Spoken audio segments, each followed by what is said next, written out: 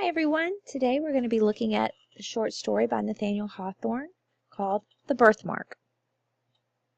In discussing this, we're also going to be thinking about the essential questions for today, which are discussing how our author uses irony, tone, mood, style to achieve specific rhetorical and aesthetic purposes, and also evaluating their use of literary elements, such as characterization, plot, setting, theme, mood, point of view, and sound devices. So we're going to review the story, The Birthmark, and then we're going to analyze it, think a little bit more deeply about it in relation to the Dark Romantics. So we're going to watch a short video reviewing the basic plot of The Birthmark. You are still responsible for reading the entire text. Questions on your unit test may not be covered in this short video.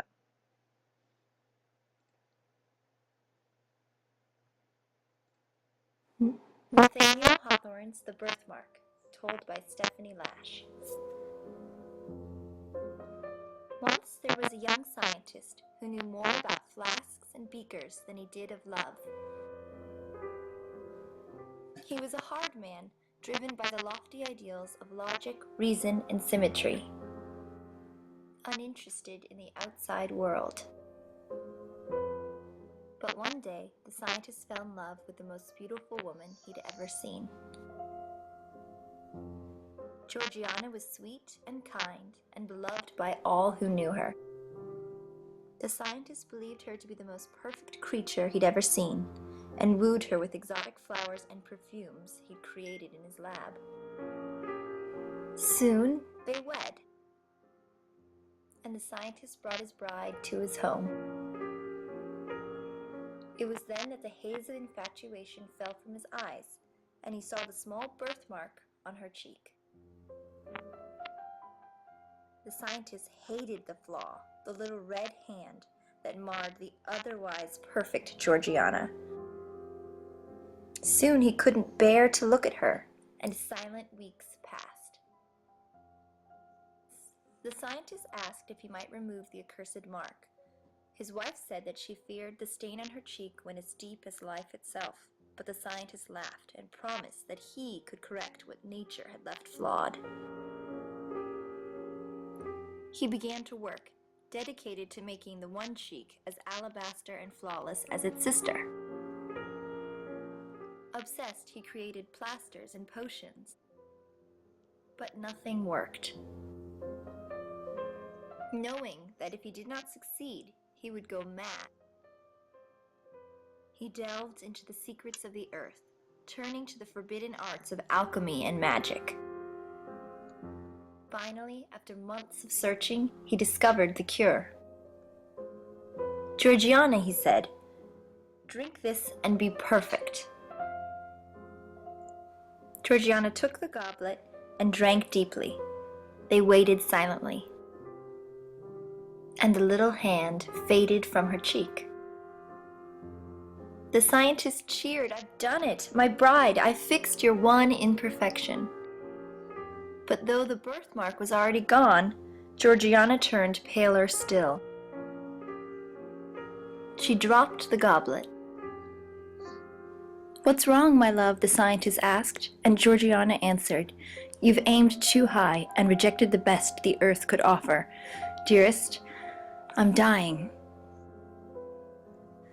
The scientist caught her as she fell and grieved as his wife's spirit floated to heaven after he had loosened the one bond that kept her angelic spirit tied to her mortal frame. The end.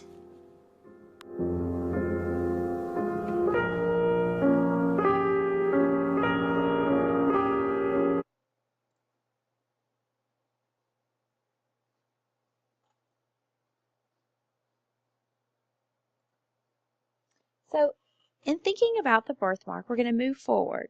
And like we said, you still need to read the story, but that will give you an overview of what it's about.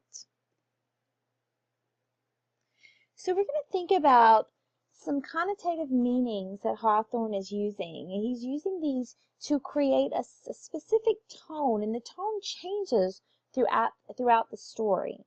So this is one excerpt from the story. "Had she been less beautiful, if envy's self could have found aught less else to sneer at, he might have felt his affection heightened by the prettiness of this mimic hand, now vaguely portrayed, now lost, now stealing forth again, and glimmering to and fro with every pulse of emotion that throbbed within her heart.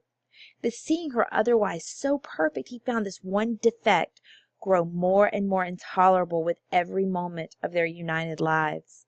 It was this fatal flaw of humanity which nature, in one shape or another, stamps ineffaceably on all her productions, either to imply that they are temporary and finite, or that their perfection must be wrought by toil and pain. The crimson hand expressed the inalienable gripe in which mortality clutches the highest and purest of earthly mold, degrading them into kindred with the lowest, and even with the very brutes like whom their visible frames return to dust.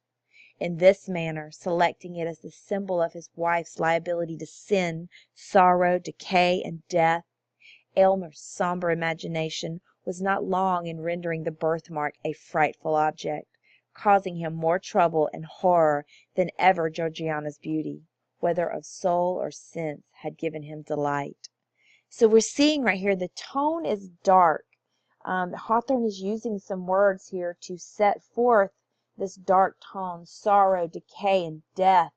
He's talking about the fatal flaw of humanity, and about how this birthmark has replaced in him how he felt about her. He used to feel like she was this great beauty, but now this birthmark is overshadowing that feeling, and he wants to get rid of it, as we saw from the video.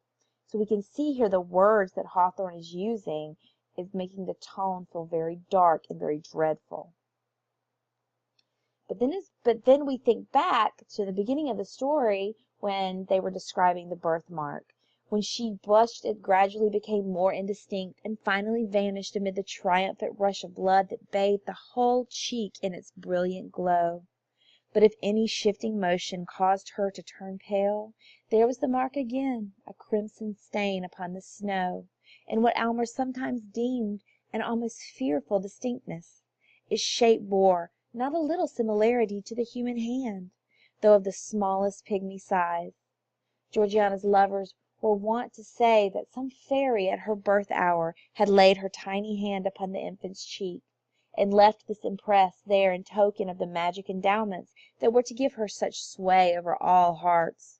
Many a desperate swain would have risked life for the privilege of pressing his lips to that mysterious hand. So you can see here we're still talking about the birthmark, but the use of the words are different, and it doesn't seem so dreadful, so disdainful. It seems like something that is cute, something that the opposite sex finds attractive. They think it's something like a beauty mark, but that's not how it was described before. So you can see with the different use of words, like brilliant glow, a fairy touching her cheek, these words show that it was more of a beauty mark, and that's how he saw it in the beginning. But his tone changed when his feeling changed. So there's some thematic ideals that are going on in the birthmark, and one is man versus nature, or God, because a lot of times nature is equated to God, and we know that Aylmer tries to control nature through science, but his work ends in Georgiana's death and his own unhappiness, showing that Hawthorne believed that you could not control nature with science. Also, the uselessness of striving for perfection. By striving for perfection, Aylmer only ruins what he once had, something so close to perfection that he should have been happy, but he wasn't. And Hawthorne summarizes this in his last sentence of the story when he says, "The momentary circumstances were too strong for him. He failed to look beyond the shadowy scope of time, and living once for all in eternity, to find the perfect future in the present." So he just wanted it to be perfect. He could not be happy with what he had. He was always striving for more perfection, and that was not only his undoing, the undoing of his happiness, but the undoing of Georgiana's life. If you have questions, you know how to get in touch with me. Send me an email, log into our live CC sessions, and I'll be glad to help you.